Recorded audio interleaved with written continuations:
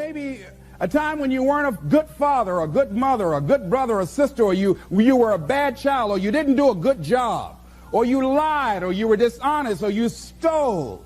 No one knows this but you, or something you feel good about. So, I was a real dog in me to do that. Something you just really regret. So we make a list of all those things. All of us have some of that. Somebody say there's some good in the worst of us and some bad in the best of us. So none of us escape. Now here's something I want you to do. I want you to become involved in an active process to get some clutter out of your life. So if there's any area in your life that you need to clean up, start working on it. I'm going home tonight to clean my closets. Any of you got any cluttered closets? Oh, raise your hand, please. Good. Let's go home. Let that be our task this week. See, the first law of the universe is order. Go home and clean the closet out. Get the clutter out. Start letting some of this junk go to make some room for something else. Do that with people. There's some people who's cluttering up your life. They serve no purpose whatsoever. They're just holding and occupying a space that somebody useful, positive, nurturing, and contributing could be holding that space. You don't even have time to look to see what else is out there because you all have all of these people surrounding you that's not enabling you to grow. So look at what is it I need to get out of my life. Just start cleaning this stuff out.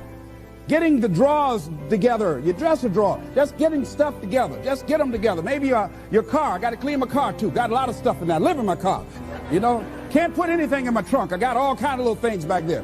2 of my children back there in the trunk, Everything, stuff everywhere. So I say, hey, let me just get this together. See, whatever you have in your environment is a reflection of your consciousness.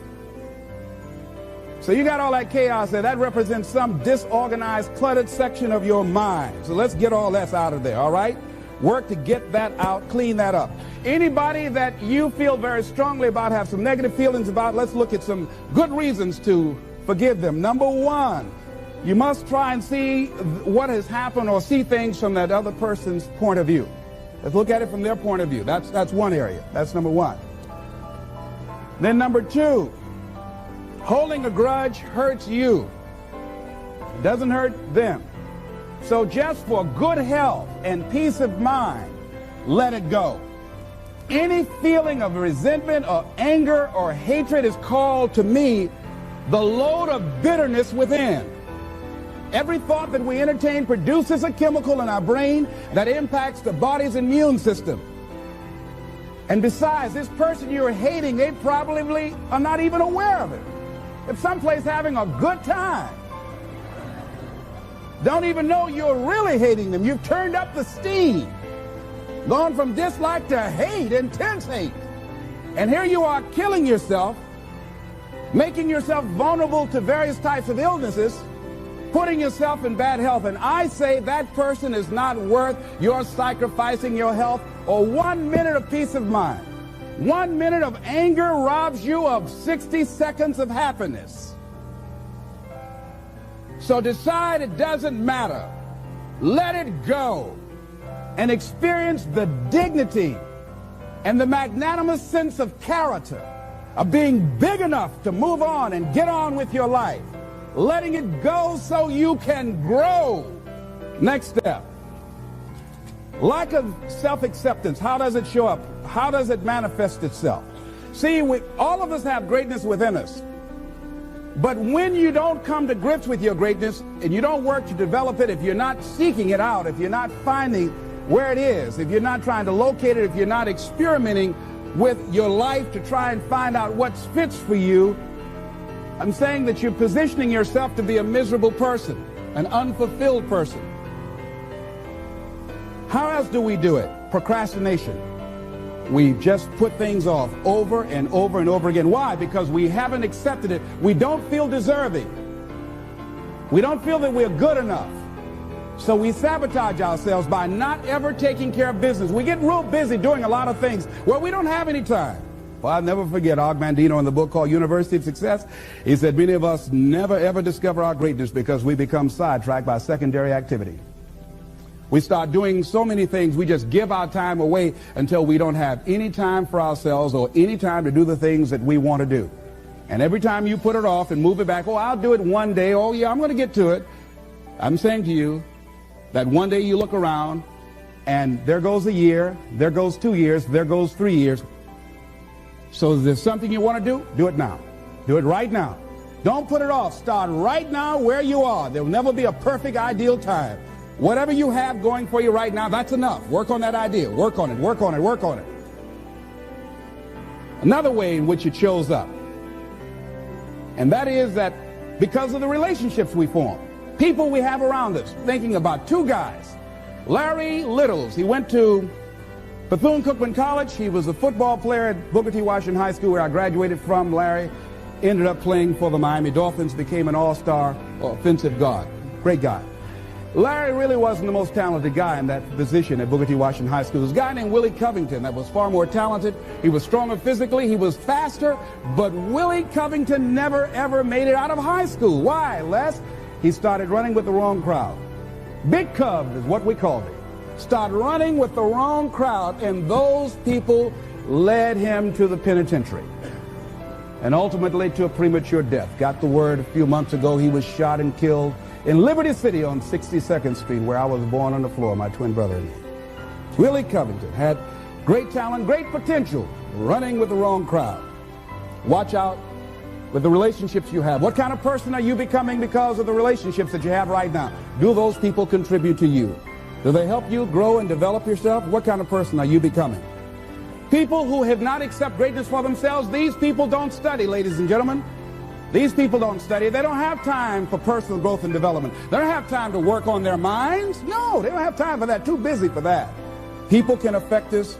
Our peers can affect us. Our environment can affect us. Just working consciously to overcome the poverty consciousness that I was raised in.